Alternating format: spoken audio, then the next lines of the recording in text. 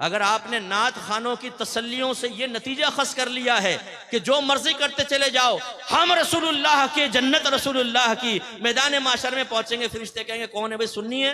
जी सुन्नी हूं, बस आ जा, जो कुछ किया कोई बात नहीं, तूने चर्स पी, जिना किया, कुछ भी, सुन्नी है ना, सीधे जन्नत में चला जा, जन्नत तो तुम्हारा इंतजार कर रही है। अगर आप ये समझते हैं कि नात खानी में बैठने के बाद मैं नमाज़े क़ज़ा करूं, मैं लड़कीबाजी करूं, मैं सेक्स चैट करूं, मैं पोर्न वेबसाइट के विजिट करूं, मैं गंदी हरकतों में मुलव्वस रहूं और सरकार मुझे मोहब्बत भरी निगाहों से देखे, तो ये आपकी खाम ख्याली है। आप लोग पहुंचे हुए थे सातवें आसमान पर, तो बराए मेहरबानी मेरा बयान सुनने के लिए ज़रा ज़मीन पर तशरीफ़ लिया। तो हमारे सुन्नियों का ये मामला है, हमारे लड़के चर्स पिएँ, मवाली हों, नमाज पढ़े ना पढ़ें, पूरी रात नातिया महफिल में बैठें, फजर का वक्त आए तो घर में चले जाएं, जमात छोड़ दें, नमाज फ़र्ज तर्क कर दें, जमात वाजिब, नमाज फ़र्ज, वो फिक्र नहीं है, पूरी रात नात खानी में बैठें और यकीन क्या दिलाया जाए, तुम सरकार की मोहब्बत में आए हो। जो सरकार की मोहब्बत में आता है, सरकार उसे प्यार से देखते हैं, और जिसे सरकार प्यार से देखें, क्या वो जहन्नम में जाएगा? सामने कहते हैं नहीं नहीं, तो बस हमने तुम्हें जन्नत तक पहुंचा दिया। अगर आपने नात खानों की तसल्लियों से ये नतीजा खस कर लिया है कि जो मर्जी करते चले जाओ, हम रसूलुल्लाह के, जन्नत रसूलुल्लाह की, मैदान माशर में पहुंचेंगे, फरिश्ते कहेंगे कौन है भाई, सुन्नी है?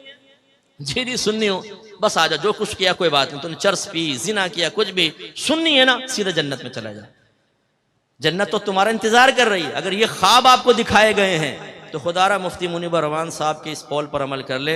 एक जगह बयान चल रहा था, प्रोग्राम था, मुफ्ती साहब भी थे, मैं बैठा हुआ था, नात खान वो पहुंचा रहा था लोगों को इधर से उधर 2 मिनट में, जो हमारे अक्सर नात खानों की आदत होती है, कोई बैठा हो तो भाई नाराज ना हो। वो पहुंचे हुए ऊपर मुफ्ती साहब का बयान शुरू, आपने फरमाया कि भाई आप लोग पहुंचे हुए थे सातवें आसमान पर, तो बराए मेहरबानी मेरा बयान सुनने के लिए जरा जमीन पर तशरीफ लिया।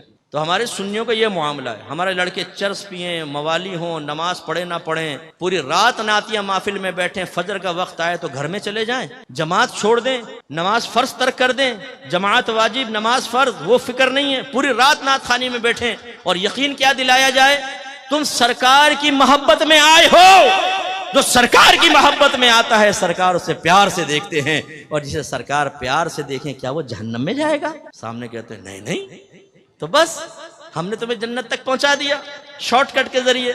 ये खामखा तालीम हासिल कर रहे हैं, ये नमाज पढ़ रहे हैं, ये रोजा रख रहे हैं, ये गुनाह से बच रहे हैं, ये बेचारों को तो पता नहीं। नात खान के पास एक अजीम शॉर्टकट, 1 मिनट में आपको सीधा जन्नत का रास्ता दिखाकर, फरिश्ते भी कहेंगे कहां गया वो, नात खान के दामन में वो छुपकर सीधा जन्नतुल फिरदौस के आला मकाम पर वहां बैठ के हूरों के साथ चाय पी रहा है। 2 मिनट में भाई इस ख्वाब की दुनिया से बाहर निकल आए।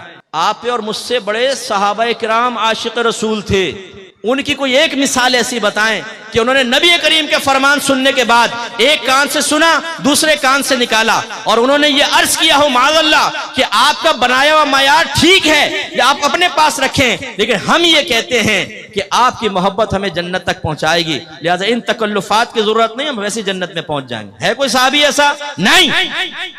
वो इश्क में कामिल व अकमल थे, तो किस वजह से थे कि उन्होंने नबी करीम की इताअत की। आज हमारे सुन्नी नारा लगाते हैं, गुलामी रसूल में मौत भी कबूल है, जो हो ना इश्क मुस्तफा तो जिंदगी फजूल है। फिर एक दूसरे को देखते हैं, कैसा लगा नारा? दूसरा कहता है वाह क्या नारा लगाया तूने यार, ब्लड सर्कुलेशन तेज हो गई। अच्छा भाई कर ले तेज। अब ये नारा भी लगा कि गुलामी रसूल में दाढ़ी भी कबूल है, क्योंकि सरकार ने फरमाया दाढ़ियां बढ़ाओ, मुझे छोटी करो, और यहूदियों की सूरत मत बनो।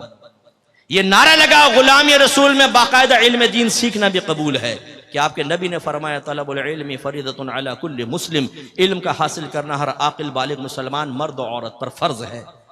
अपने घर वालों को नेकी का हुक्म दें, बुराई से रोकें, क्योंकि अल्लाह ने फरमाया वअमुर अहलका बिस्सलाति वस्तबिर अलैहा ला नसअलुका रिज़्क़न नहनु नरज़ुकुक। अपने घर वालों को नमाज का हुक्म दे और खुद भी उस पर साबित कदम रहे, हम तुमसे रिज्क का सवाल नहीं करते, रिज्क तो हम तुम्हें अता फरमाएंगे। या अय्युहल्लज़ीना आमनू कू अनफुसकुम व अहलिकुम नारा वक़ूदुहा अन्नासु वल हिजारा, वो मैंने आयत पहले भी आपको सुना। तो करें अपने घर वालों की इस्लाह। बीवी पड़ी फजर में खर्राटे ले रही है, शर्म हया नहीं है कि बीवी को उठाओ। जवान बेटा पड़ा सो रहा है, ये नहीं कि लात मार के उठाए कमबख्त उठ। हाँ, अगर गवर्नमेंट ऑफ पाकिस्तान ये ऐलान कर दे जो फजर की नमाज बाजमात अदा करेगा उसको 5000 रुपए मिलेंगे, यही अब्बा होगा, यही थका हारा बेटा, यही जुल्फों की असीर बनाने वाली लैला। फिर इस मजनून को और सब्बा को देखें आप, लात मार के ना उठाए बेटे को, कमबख्त उठ, 5,000 का मामला है, 5 तेरे 5 मेरे 5 छोटे बेटे के 15,000 रुपए रोज, एक नमाज के, फिर 5 नमाज, फिर महीने की कैलकुलेशन करके अब्बा क्या कल हो अपने तो वारे न्यारे हो गए। तो आपकी बात नहीं कर रहा हूं, ये दुनियादार किस्म के लोगों की बात कर रहा हूं। लेकिन सोचिए कि हम क्या कर रहे हैं। इसी तरह ये नारा लगाएं कि गुलामी रसूल में हर गुनाह छोड़ना भी कबूल है, क्योंकि मेरी वालिदा सैयदा आयशा सिद्दीक़ा रज़ियल्लाहु तआला अन्हा कहती हैं कि नबी करीम सल्लल्लाहु अलैहि वसल्लम अपने ज़ात की खातिर कभी किसी से इंतकाम नहीं लेते थे, लेकिन जब कोई अगर अल्लाह की नाफरमानी करता तो सरकार उससे इंतकाम लेते थे। इंतकाम का मतलब उस पर सजा जारी करते थे, इजहार नाराजगी फरमाते थे।